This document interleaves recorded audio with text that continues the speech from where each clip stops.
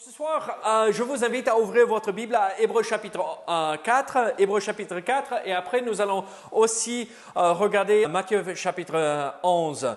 Hébreux chapitre 4 et nous allons lire les 11 premiers versets, d'accord? Et après c'est la page 913 dans nos Bibles. Donc craignons donc, tandis que la promesse d'entrer dans son repos subsiste encore, qu'aucun de vous ne s'en trouve exclu. Car cette bonne nouvelle nous a été annoncée aussi bien qu'à eux. Mais la parole qui leur fut annoncée ne leur servit de rien parce qu'elle ne trouva pas de la foi chez ceux qui l'entendirent. Pour nous qui avons cru, nous entrons dans le repos. Selon qu'il dit, je jurerai dans ma colère, ils n'entreront pas dans mon repos. Il dit cela, quoique ses œuvres eussent été achevées depuis la création du monde, car il a parlé quelque part ainsi du 7e jour. Et Dieu se reposa de toutes ses œuvres le 7e jour. Et ici encore, ils n'entreront pas dans mon repos. Or, puisqu'il est encore réservé à quelques-uns d'y entrer, et que ceux à qui d'abord la promesse a été faite n'y sont pas entrés à cause de leur désobéissance, Dieu fixe de nouveau un jour, aujourd'hui, en disant dans David, si longtemps après, comme il est dit plus haut, aujourd'hui, si vous entendez sa voix, n'endurcissez pas vos cœurs. Car si Josué leur eût donné le repos, il ne parlerait pas après cela d'un autre jour. Il y a donc un repos de sabbat réservé au peuple de Dieu. Car celui qui entre dans le repos de Dieu se repose de ses œuvres comme Dieu s'est reposé des siennes. Efforçons-nous donc d'entrer dans ce repos afin que personne ne tombe en donnant le même exemple de désobéissance. Maintenant, Matthieu chapitre 11, verset 28. Matthieu 11, verset 28.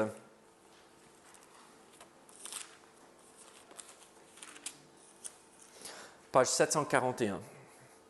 Venez à moi, vous tous qui êtes fatigués et chargés, et je vous donnerai du repos.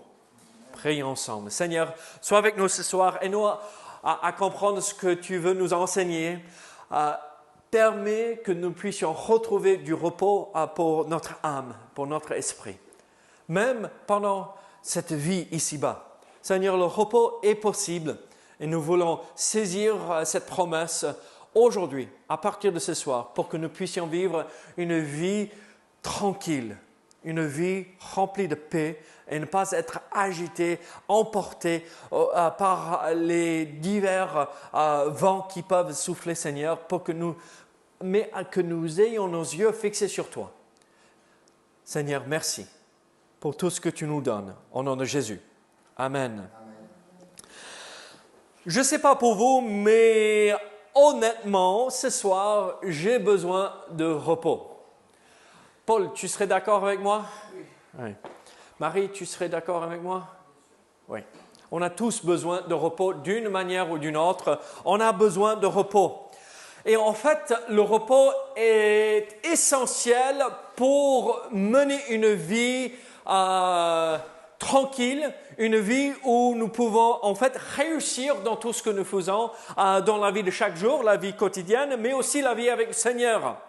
C'est un peu comme ce principe dans la natation. Je ne sais pas si vous vous rappelez, mais j'ai fait quand même quelques triathlons où il y a quoi dans le triathlon?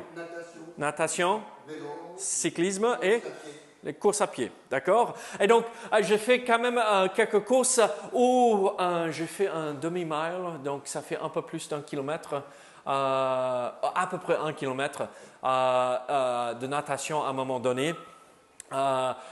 Et donc, c'est pas très loin, mais il faut le faire quand même. Hein? Il faut le faire. Et c'était dans le golfe du Mexique avec les vagues, donc il y avait le courant qui...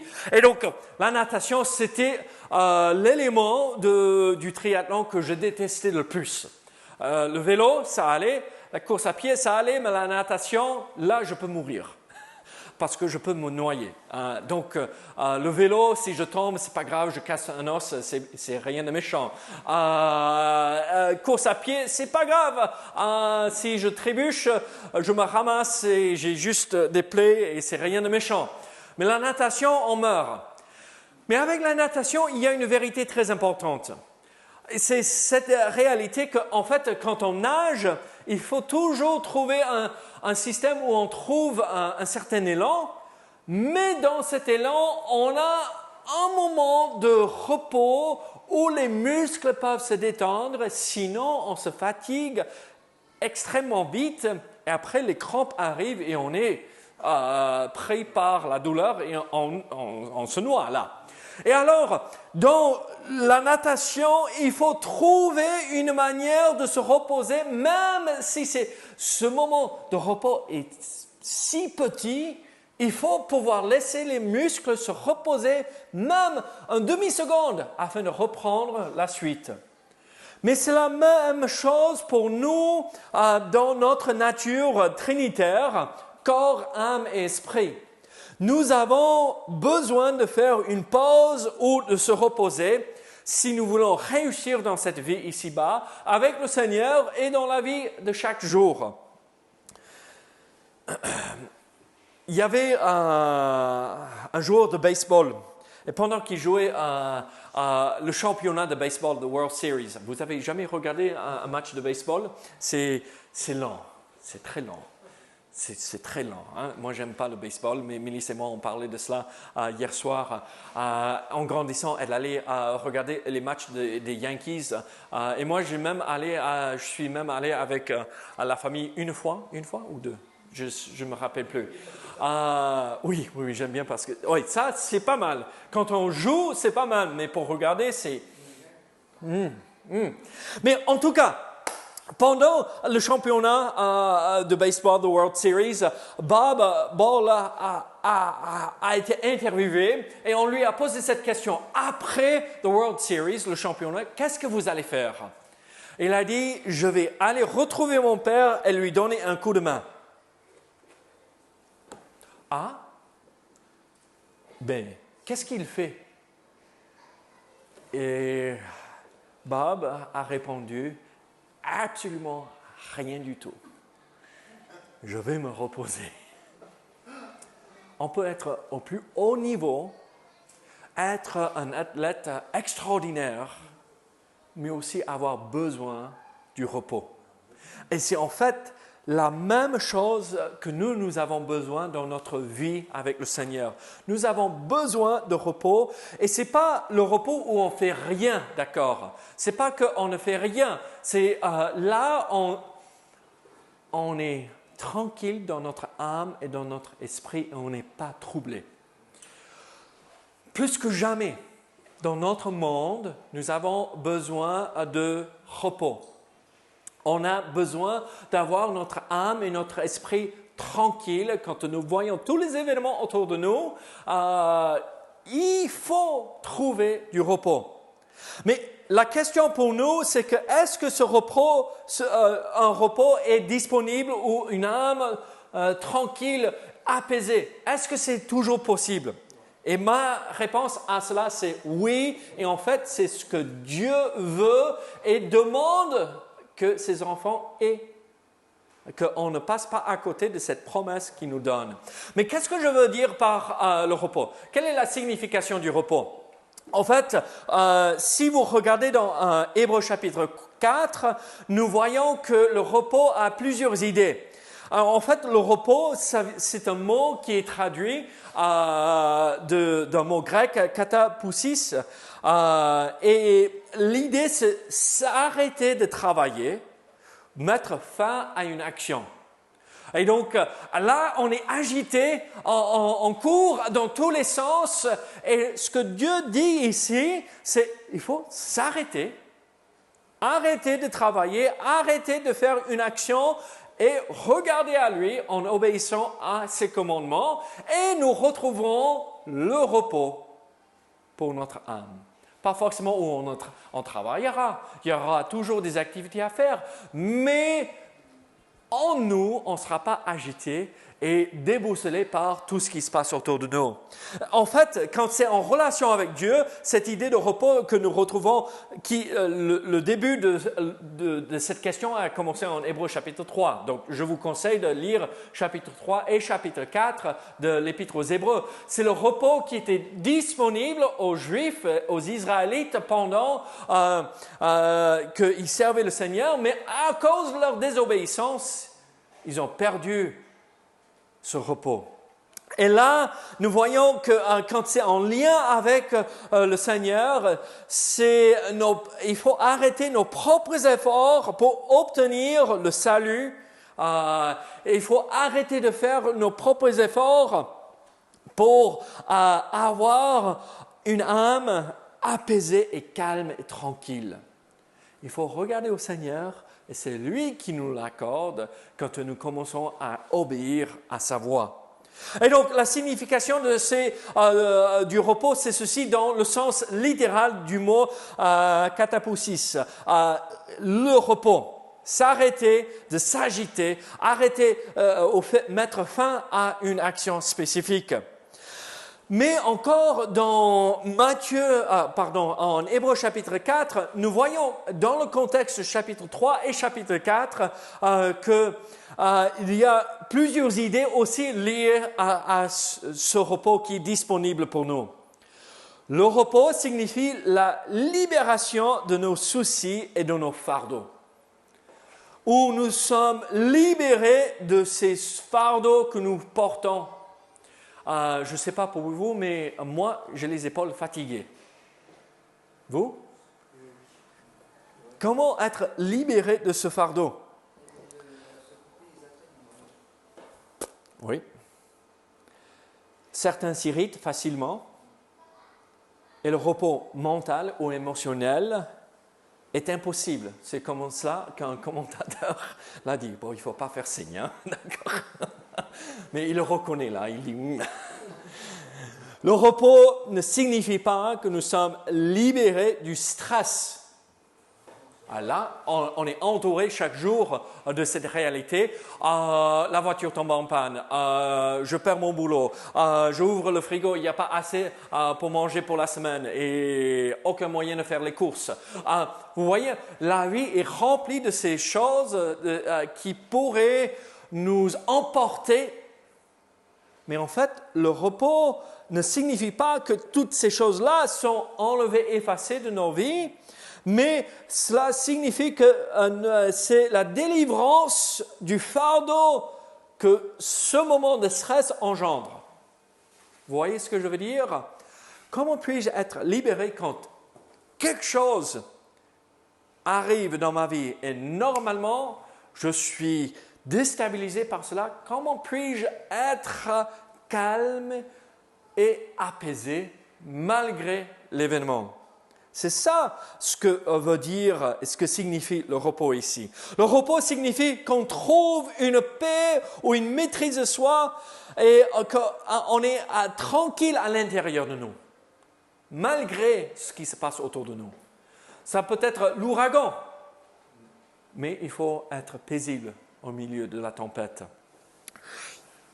Quelques années après que Mélisse et moi, on s'est mariés, il y avait un ouragan qui est passé par la ville où on habitait en Floride. Et je vous ai raconté par rapport à cette histoire, c'était quelque chose d'extraordinaire. C'était 80% des toits des maisons, d'accord, ont été arrachés des maisons dans cette ville de 250 000 personnes. 80% des toits arrachés. Donc, vous imaginez, le vent soufflait à 200 miles, c'est un peu plus de 300 km/h. Le vent soufflait à un peu plus de 300 km/h. Là, c'est sérieux. Hein? On ne tient même pas debout dans ce vent-là. Hein? Le vent nous emporte. Et là, le soir où l'ouragan est arrivé, ça arrivait fin de la journée et donc c'est passé pendant la nuit, donc on ne voyait pas grand-chose. Mais Mélisse et moi, on habitait dans un quartier avec plein d'autres jeunes couples qui venaient de se marier, qui faisaient leurs études au séminaire où là, moi, je faisais mes études. Et Mélisse travaillait pour l'entreprise là à côté. Et moi, j'avais l'habitude de vivre ce genre de situation un tout petit peu parce que j'avais vécu en Louisiane et chaque année, il y a des ouragans qui passent. Et donc, on a dit, mais venez chez nous, on va au moins être tous ensemble et si jamais quelque chose nous arrive, au moins on est ensemble et on peut s'aider et si on meurt, on mourra tous ensemble, c'est pas grave. Et donc, on était combien dans la maison? 9, 10? Peut-être plus? En tout cas, il y avait quelques couples et il y avait un homme, il était marié, mais sa femme est partie à cause de l'ouragan ou quelque chose comme ça dans sa famille, mais lui, il ne pouvait pas pour le travail ou autre chose. Je ne sais pas pourquoi il était tout seul. Et donc, on avait des gens qui dormaient dans la baignoire. Dans les baignoires, on avait des gens dans le couloir, on avait des gens par terre au milieu du salon, on avait des gens et cet homme, ce jeune homme qui était là seul, même marié, dormait sous notre piano. C'était un vieux piano en bois et il dormait sous le piano. Ok, donc disons on était 10 avec lui 11. Je ne sais pas si c'est bien le chiffre, j'ai oublié qui était là, mais sur les 11, 10 étaient debout et personne ne dormait, sauf lui qui était là sous le piano, tranquille. Et nous tous, pendant la nuit, on avait dit, mais comment c'est possible qu'il dorme dans ces moments où nous allons tous mourir? Un calme, une paix. On lui posait la question le lendemain, quand tout est passé, il dit « Oh non, je m'inquiétais, hein !» Ah oui, tu t'inquiétais, hein, mon pauvre, tu ronflais. Tu avais déjà sorti à la tronçonneuse pour couper tous les arbres qui étaient tombés pendant la nuit, hein, mon pauvre. Donc, en paix, malgré la tempête qui soufflait. Et mes amis, c'est ça ce que Dieu veut pour nous dans notre vie spirituelle et de chaque jour. Le repos aussi fait appel à la persévérance dans la confiance. La persévérance dans la confiance. Trouver le repos dans une chose ou une personne. Et pour nous, nous savons ce que c'est. Cette personne. Nous savons qui c'est cette personne. En Christ. Dans notre Dieu, pas en autre chose. Jouir d'une confiance parfaite et inébranlable dans le salut de notre Seigneur. Regardez, dans Hébreux chapitre 3 et 4, nous n'avons pas le temps de tout développer, mais je vous encourage fortement de reprendre ces deux chapitres pour découvrir ceci. Mais c'est un repos total, un repos béni et doux et sûr et certain qui est disponible à tous ceux qui croient et qui obéissent à la voix du Seigneur. C'est ce que Dieu offre à tous ceux qui sont en Christ. Et je vais vous lire aussi. Regardez. Pourquoi n'ont-ils pas pourquoi ils n'ont pas retrouvé le repos? Car il a parlé quelque part, verset 4, ainsi du 7e jour, et Dieu se reposa de toutes ses œuvres le 7e jour. Et ici encore, ils n'entreront pas dans mon repos. Pourquoi? Parce qu'ils n'ont pas obéi. Ils ne sont pas entrés, regardez verset 6, ils ne sont pas entrés dans mon repos à cause de leur désobéissance. Dieu dit encore aujourd'hui, si vous entendez ma voix, n'endurcissez pas vos cœurs. Efforçons-nous, encore verset 11, efforçons-nous donc d'entrer dans ce repos afin que personne ne tombe en donnant le même exemple de désobéissance. Vous voulez avoir le repos? Hier soir, quelqu'un n'a pas beaucoup dormi, hein? Comment avoir le repos dans un tel moment? Confiance en une personne et persévérer dans cette confiance. Christ et Dieu s'en occupera des détails. Il nous a promis, je serai avec vous tous les jours. Je pourvoirai à tous tes besoins. Je serai là à tes côtés quand les moments sont difficiles. Et quand nous regardons ces promesses, nous regardons et nous fixons nos yeux sur cela, Dieu remplit notre cœur de repos et de paix et de tranquillité. Alors la question pour nous, à nouveau, c'est comment puis-je avoir ce repos? C'est l'obéissance, comme nous voyons dans Hébreux chapitre 4, mais aussi nous voyons ceci. Maintenant qu'on a travaillé nos Bibles, je vous montre les versets. Matthieu chapitre 11, verset 28, vous connaissez ce verset, n'est-ce pas? « Venez à moi, vous tous qui êtes fatigués et chargés, et je vous donnerai du repos. » Comment puis-je avoir le repos? En fait, nous voyons la première vérité liée à ceci, c'est lié avec la personne ou une personne. Et nous le voyons dans la première phrase, la personne « Venez à moi ». C'est qui parle ici?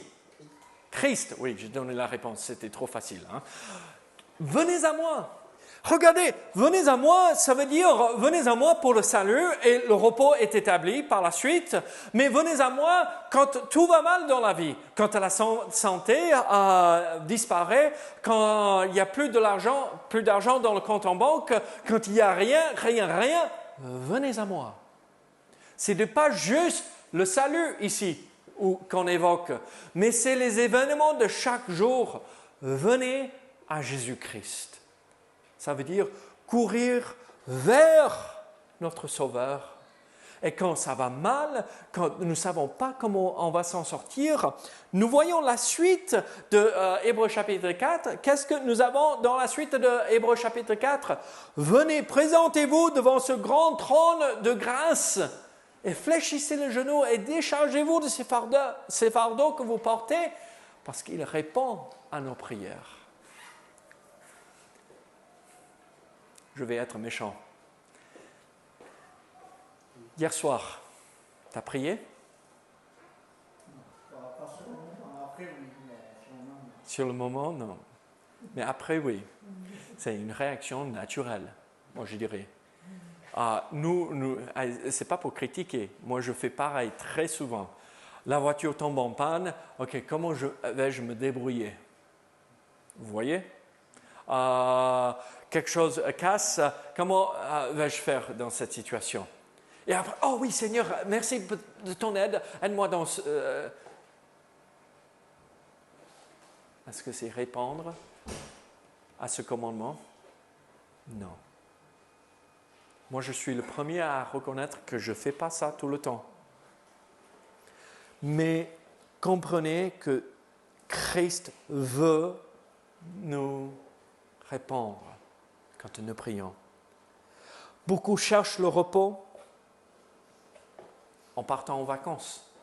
C'est les vacances de printemps à l'instant, n'est-ce pas? Beaucoup sont partis. Et qu'est-ce qu'ils cherchent à l'instant? Je veux vider mon esprit. Tranquille. C'est une grave erreur. Il ne faut pas vider l'esprit. Il faut remplir notre esprit de ceci. Et après, on trouve le repos. Beaucoup cherchent le repos en partant en vacances, en cherchant les plaisirs du monde, en étant distrait par les choses. Mais en fait, Jésus-Christ est le seul qui peut donner une paix et le repos qui dure dans le temps. Qu'est-ce que nous devrions avoir comme objectif? C'est ce que nous voyons en Hébreux chapitre 12, verset 2. Ayons les regards sur Jésus, le chef et le consommateur de la foi. Ayons les regards sur Jésus. Quand tout s'écroule autour de nous, est-ce que nous avons notre regard sur Jésus-Christ ou sur les événements? Il vaudrait mieux fixer nos yeux sur Jésus-Christ.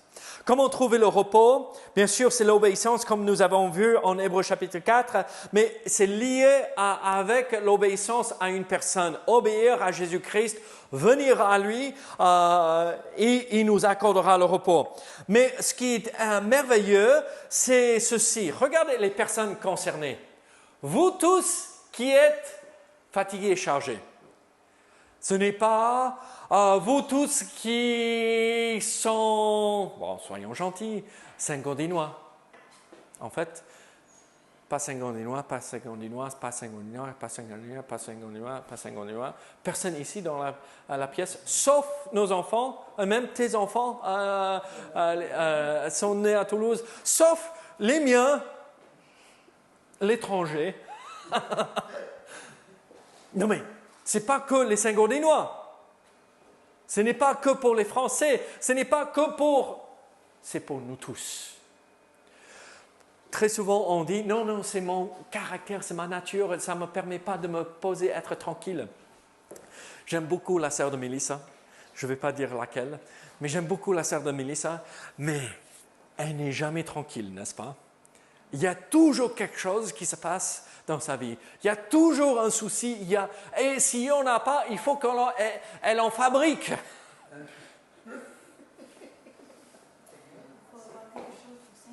Oui, sinon elle s'ennuie. Regardez, il y en a beaucoup qui sont comme ça. Mais Dieu offre le repos même à ceux qui sont de nature, de caractère anxieux. Et Dieu nous commande. Il ne sait pas que ça serait une bonne chose, ça serait important. Non, c'est un commandement qui nous donne paix, calme dans notre âme et dans notre esprit. C'est une discipline dure à développer, mais important. Et on peut le faire. Oui, on peut le faire. Vous tous qui sont fatigués, vous tous qui êtes fatigués, pardon.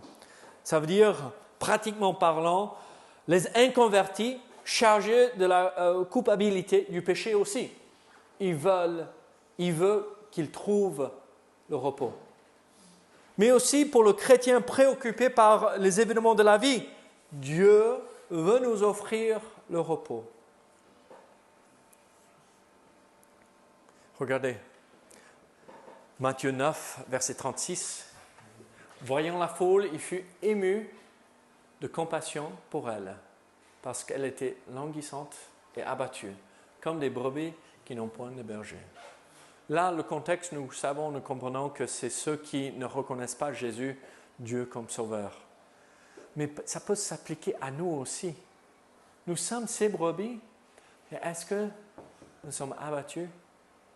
Sommes-nous épuisés, on ne peut plus? Et Christ a de la compassion pour nous. On le voit dans ce texte, comme on le voit dans Matthieu 11. Mais nous voyons une dernière chose, la promesse. Ça ne l'a pas mis. La promesse. En Matthieu 11, qu'est-ce que nous voyons? Je vais vous montrer à nouveau. Je vous donnerai du repos. La promesse, c'est ceci. Je vous donnerai. C'est pas peut-être, ou si vous continuez dans cela, ou si vous faites ceci, ou si vous allez à l'église, ou si vous donnez la dîme, ou si... Toutes ces choses sont des bonnes choses et il faut faire. Et ça vous donnerait du repos aussi. Mais si nous avons nos yeux fixés sur lui, nous courons vers lui en obéissant à ses promesses et ses commandements. Nous qui sommes chargés et fatigués, il donne chaque fois du repos. Pour l'inconverti, ça signifie le pardon du péché. Et c'est à travers cela qu'il trouvera du repos. Mais pour le croyant, la promesse signifie la libération des préoccupations où je me fais des soucis pour ceci ou ceci. Ou oui, j'ai des choses difficiles que je vis, mais je les confie au Seigneur et c'est lui qui s'en occupe. Pas que je tourne un œil aveugle et pas comme je fais comme l'autruche, je cache la tête dans la terre. Non. On a les yeux ouverts et on gère les choses quand elles arrivent. Mais le résultat, on confie cela au Seigneur. Qu'est-ce que nous voyons? Regardez à nouveau Hébreux, chapitre 4. Il y a donc un repos de sabbat réservé au peuple de Dieu. Là, on comprend dans le contexte que c'est pour le peuple juif. Le sabbat, ça fait partie aussi du millénium qui va venir et cette promesse d'un royaume et tout cela. Mais il y a un repos promis au peuple de Dieu. Ok, pour eux, mais nous pouvons vivre certaines vérités maintenant. Car celui qui entre dans le repos de Dieu se repose de ses œuvres. C'est plus à moi de me débrouiller le mieux possible, comme Dieu a fait, mais comment faut-il faire? Efforçons-nous donc d'entrer dans ce repos, afin de ne pas ressembler à ceux qui n'ont pas retrouvé. Et pourquoi n'ont-ils pas retrouvé? À cause de la désobéissance. Je vais être honnête avec vous. Quand je n'obéis pas à la voix du Seigneur, quand je suis dans le péché, il n'y a pas de paix et de calme dans mon âme. C'est un peu comme l'enfant qui désobéit à la voix de sa mère ou de son père, et ils savent.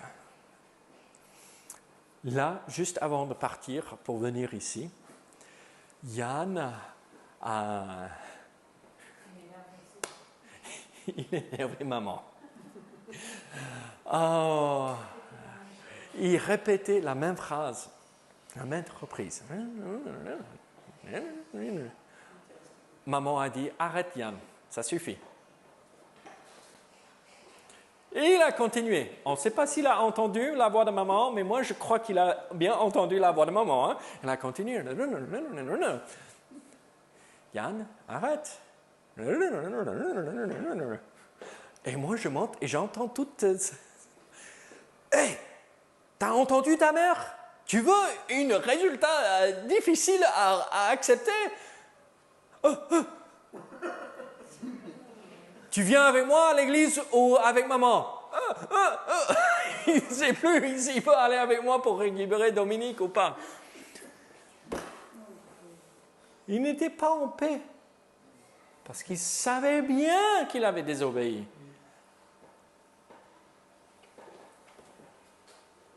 Mais avant-hier soir, on regardait un dessin animé qui lui a fait peur. Un dessin animé qui fait peur. Mais bon, vous le savez. Il a dit, non, je ne peux plus, j'en peux plus. Je dis, viens. Il est monté sur le canapé et dans les bras, moi je regarde avec vous les enfants, ne vous inquiétez pas. Une paix calme. Pourquoi? Parce qu'il était dans les bras de papa. Venez à moi.